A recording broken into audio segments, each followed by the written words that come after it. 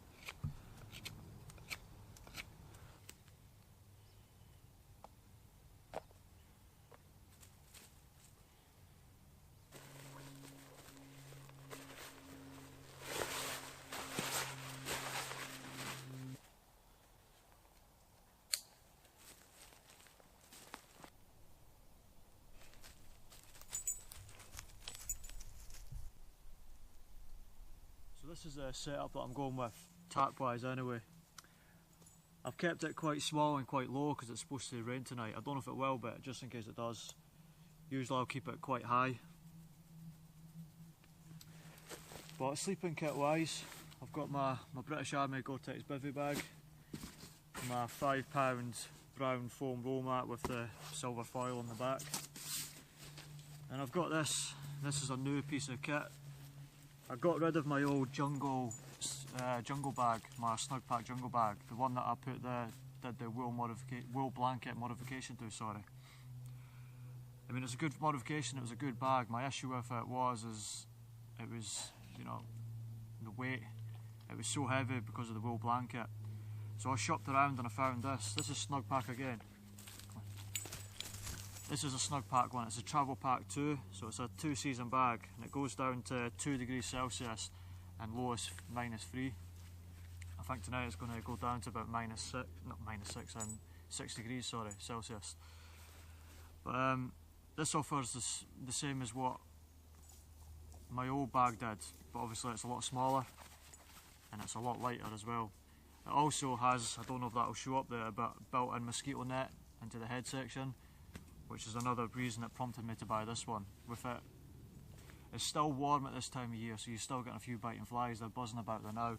So when it comes to the evening time, yeah, I like to have a little bug net on my sleeping bag. I don't want to bring a huge bug net out that I'll have to, you know, put up to my ridge line, because it's just one more big bulky thing that I've got to bring. So I'm going to put it all together now. I put my roll mat inside the bivvy bag, that way I can't like slide off of it in the night because it's inside of me.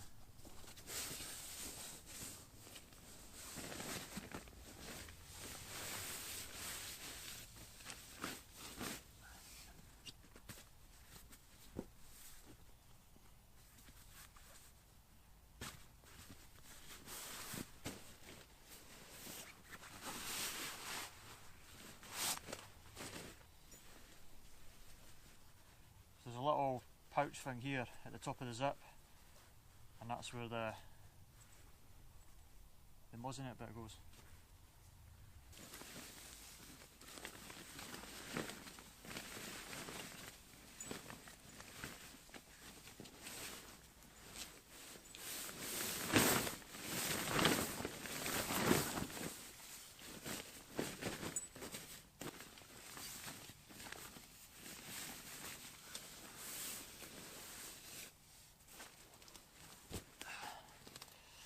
And that's it.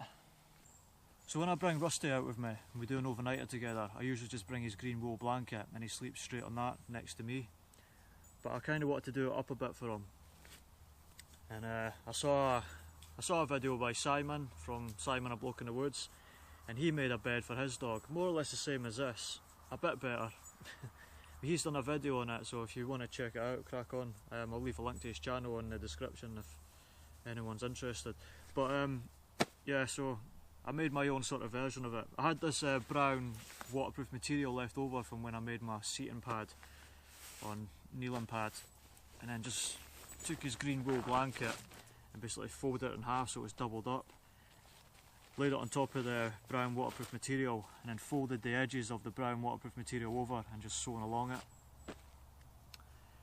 But yeah, I just wanted to do it up a bit for him, so you know, at least had a waterproof bottom so the damp couldn't seep through when he's sleeping next to me.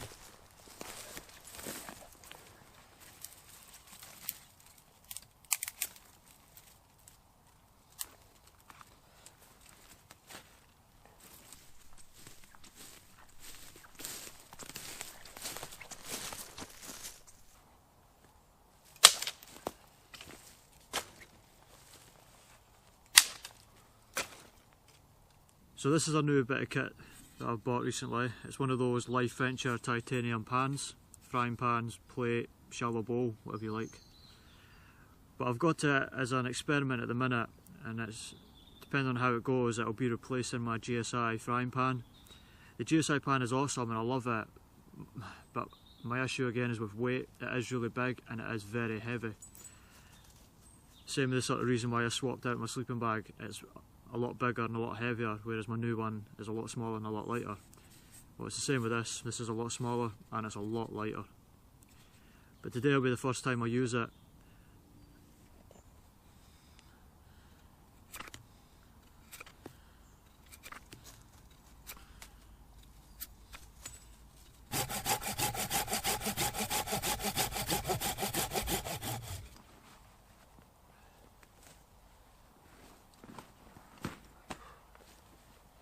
Starting to get a bit chilly.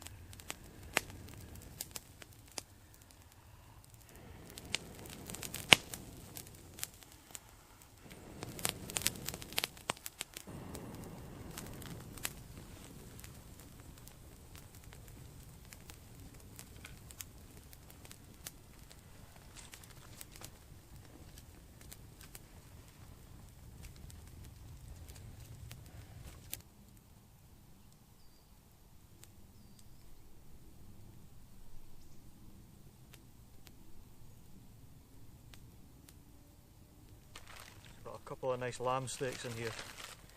I wasn't sure I was going to be able to have them today, to be honest, because I took them out this morning, out the freezer, and they took ages to defrost. To be honest, I had my plastic Tupperware tub out with what's in that is what's going to be for breakfast tomorrow, but I thought I was going to have that tonight and then have the steak, the lamb tomorrow for breakfast. But not to worry. Oi, hey, you have a bit later. Yeah, not to worry. It's all nicely thawed out now.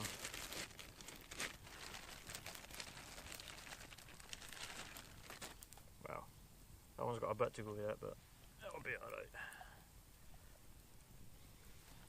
He says.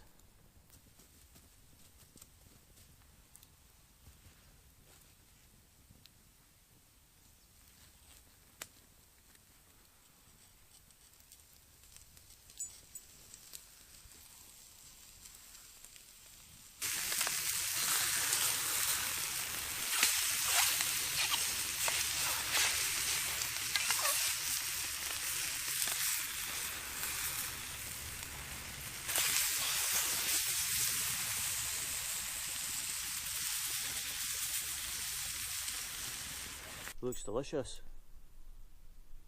Looking forward to getting tucked into this.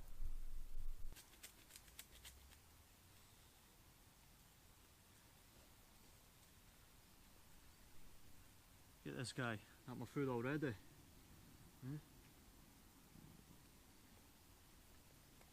Nice.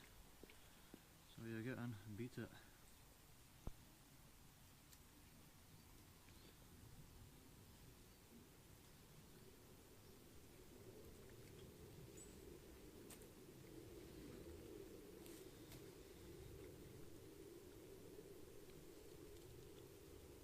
Beautiful, so tender.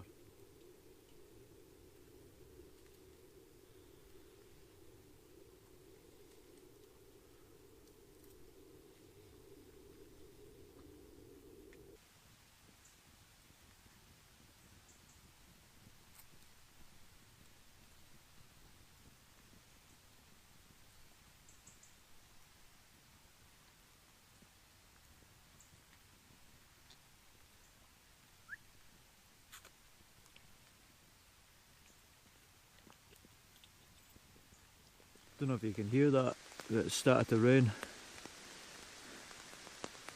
I'm sure it said on the weather it was supposed to be like showers on off between now and, I don't know, like midnight or something.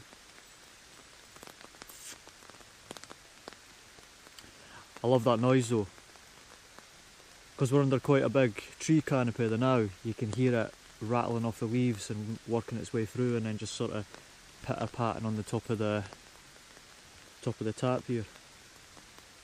But in the gaps of the trees you can see it is really coming down like.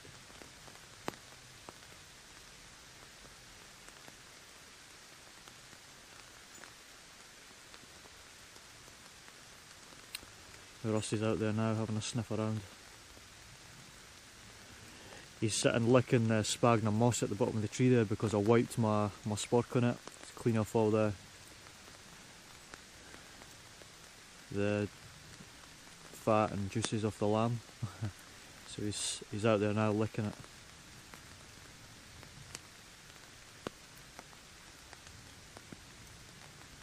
Been no change in him. But a few weeks ago, my last overnighter I did, I was by myself, I didn't bring him because we'd had him neutered. It hadn't made any difference. He's still an idiot. And he's still a foodie.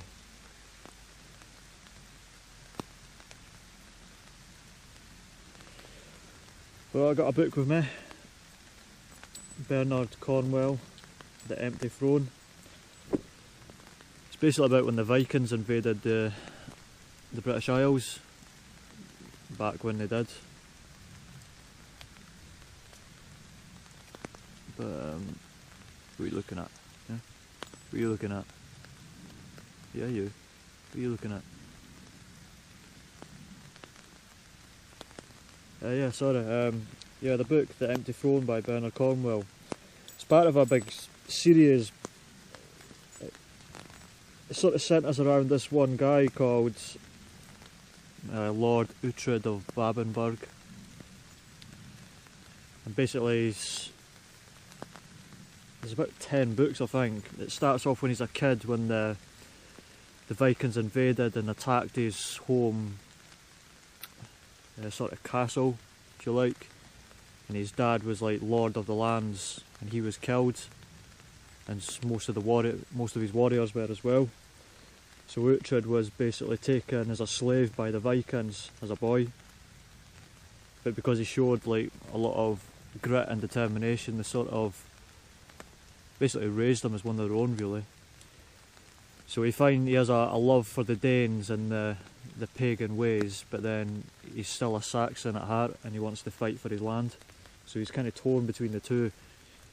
He loves the way the Danes live, the way they worship their gods, but he doesn't love the way, you know, British people loved Christianity and all that. So yeah, like I said, there's about 10 books in the series. I think I'm on book 8 now, and I've got 2 left. Unless he writes more, I don't know, but I think I've got 2 left after this one. Really enjoyed the series. The last of the fire there just flickering away. I'm not going to have it through the night or anything. It was just to cook the lamb.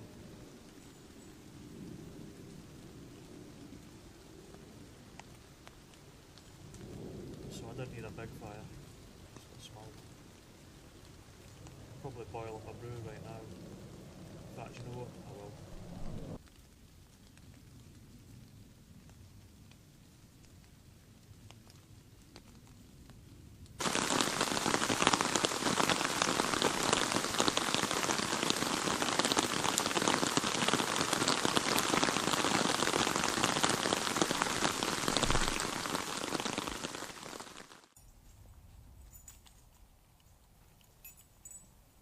The rain carried on late into the evening, and it didn't leave a great deal of room for any more filming. So I just lay there under the tarp reading my book till it got too dark, then I went to bed. We woke up bright and early the next day, had breakfast, and then we headed home. But thank you for watching, folks, and if you haven't done so already, or you're new to my channel, please subscribe, maybe leave a comment, and I guess I'll see you in the next one. Take care.